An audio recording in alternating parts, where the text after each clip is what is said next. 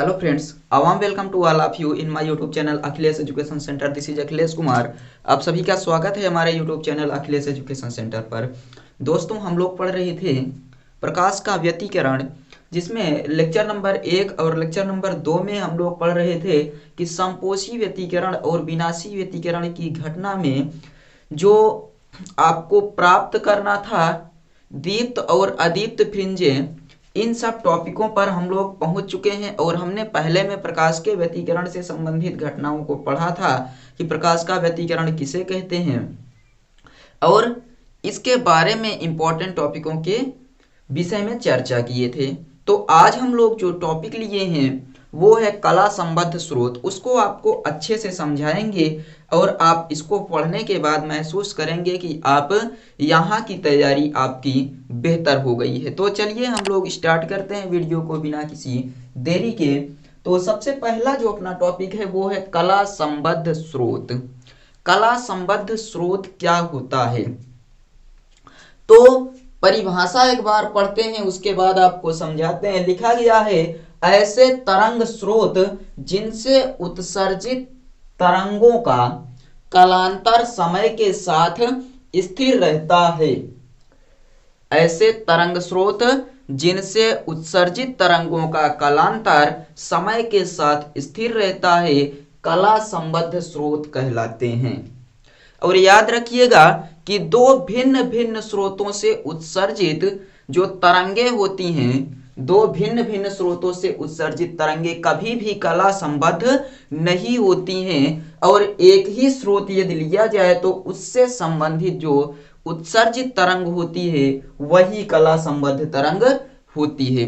तो आपको याद रखना है कि जब ऐसे तरंग स्रोत जिनसे उत्सर्जित तरंगों के कालांतर क्या होते हैं, समय के साथ स्थिर रहते हैं, उन्हें हम लोग कला संबद्ध स्रोत कहते हैं। और दो भिन्न स्रोतों से उत्सर्जित तरंग कभी भी कला संबद्ध नहीं हो सकती है, और सदैव एक ही स्रोत से उत्सर्जित तरंग कला संबद्ध होती है।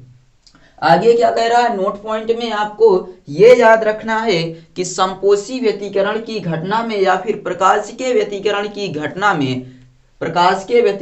घटना में समपोषी व्यतिकरण की स्थिति, जो समपोषी व्यतिकरण की स्थिति पर्दे पर प्राप्त होती है वह बिंदु चमकीला होता है। मतलब कि जहां पर्दे पर समपोषी व्यतिकरण की घटना घटित होती है वह बिंदु चमकीला प्राप्त होता है और उस बिंदु को नाम दिया जाता है दीप्त फ्रिंज।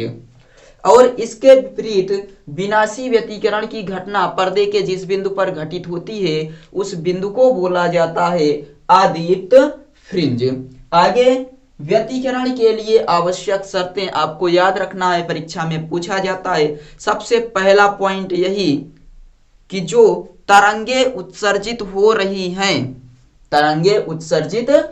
रही हैं वो स्रोत जहां से उत्सर्जित कर रहा है तरंगों को, वह स्रोत कला संबद्ध होना चाहिए।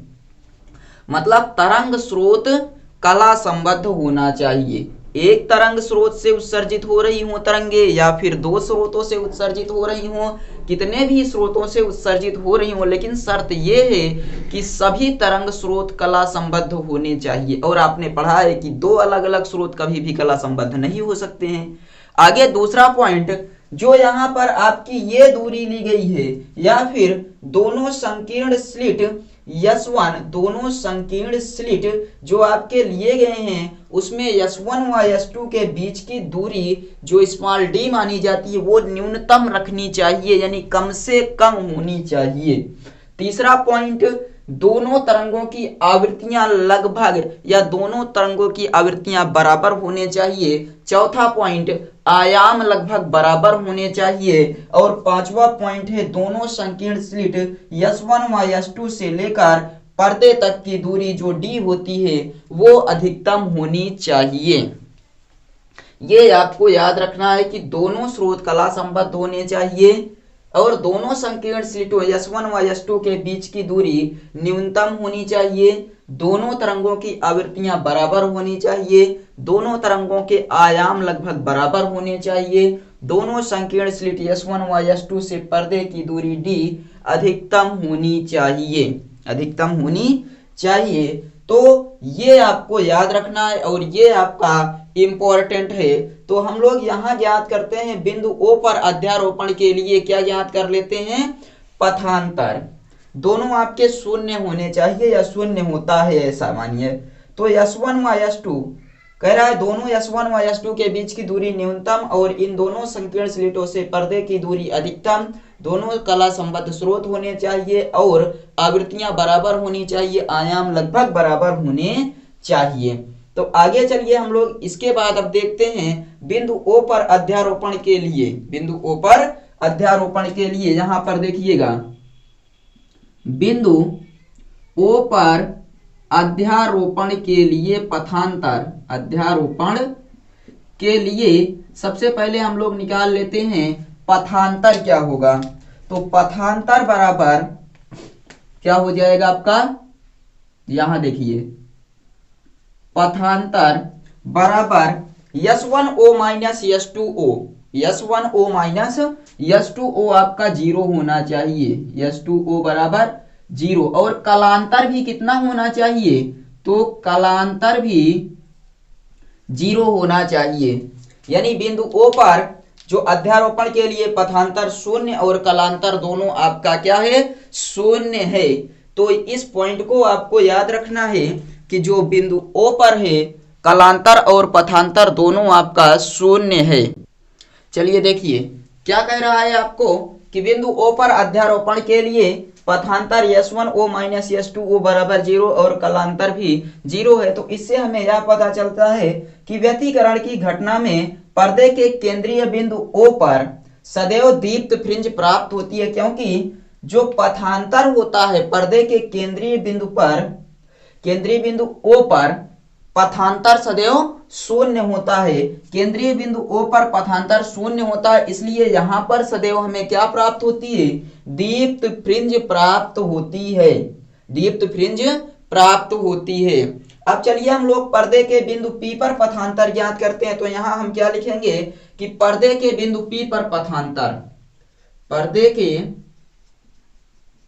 बिंदु P पर पथांतर, पर्दे के बिंदु P पर पथांतर बराबर, देखिए पर्दे के बिंदु P पर हमें पथांतर चाहिए तो हम क्या करते हैं, पथों का अंतर निकालते हैं पथांतर में। तो लिखेंगे S2P minus S1P, S2P minus S1P पथांतर, पर्दे के बिंदु P पर पथांतर S2P माइनस S1P हो जाएगा। और बताइए ये पथांतर है आपका S2P माइनस S1P बराबर 2n माइनस 1 और लेमडा बाई 2 होता है। S2P माइनस S1P बराबर 2n माइनस 1 और लेमडा बाई 2 होता है। यहाँ आपका n बराबर जो दिया गया है, n बराबर कितना है, तो 1 2 3 4, 1 2 3 4 ऐसे ही। पर्दे के बिंदु P पर पथांतर S2P माइनस S1P, पर्दे के बिंदु P पर पथांतर S2P माइनस S1P और S2P माइनस S1P बराबर होता है 2n माइनस 1 लेमडा बाई 2। इसको हमने पीछे पढ़ रखा है। तो पर्दे के, अब हम लिख लेते हैं क्यों या बिंदु पर यन्वी दीप्त फ्रिंज प्राप्त हो। तो मान लीजिए पर्दे के क्यों बिंदु पर यन्वी दीप्त फ्रिंज प्राप्त हो, तो इसके आगे आपको यहां से देखना है पर्दे के क्यों बिंदु पर यन्वी दीप्त फ्रिंज, यन्वी दीप्त फ्रिंज प्राप्त हो। तो यहां पर हमें पथांतर क्या निकल कर आएगा बताइए, पथांतर आपका हो जाएगा S2Q माइनस S1Q। तो आप यहां लिखेंगे पथांतर बराबर S2Q माइनस S1Q और S2Q माइनस S1Q बराबर होता है आपका n लेमडा, n लेमडा आपने पीछे निकाला था। तो यहां आप लिख देंगे S2Q माइनस S1Q बराबर n लेमडा और n का मान आपका क्या था, 0 से स्टार्ट होता था यहाँ पर। तो यहाँ पर आपका जो n का मान हो जाएगा वो 0 1 2 3 4 ऐसे ही आगे बढ़ेगा। तो ये होता है आपका फार्मूला, और यहाँ से आप निकालते हैं कि पर्दे का जो केंद्रीय बिंदु O होता है उस पर सदैव आपको दीप्त फ्रिंज प्राप्त होती है, क्योंकि यहाँ पर कलांतर और पथांतर दोनों क्या होता है, शून्य होता है। और यदि पर्दे के बिंदु P पर निकालना हो तो पर्दे के बिंदु P पर हमने यहाँ पर निकाला है पथांतर S2P माइनस S1P बराबर 2n-1 लेमडा बाई 2, और पर्दे के बिंदु Q पर निकालना है तो S1 S2Q माइनस S1Q बराबर n लेमडा। इसका एक बार स्क्रीनशॉट ले लीजिए। तो हम लोग चलते हैं और देखते हैं YDSE Young's double slit experiment, और इम्पॉर्टेंट टॉपिक है यंग्स डबल स्लिट एक्सपेरिमेंट। इसको जल्दी से एक बार स्क्रीनशॉट ले लीजिए तो हम लोग आगे बढ़ते हैं।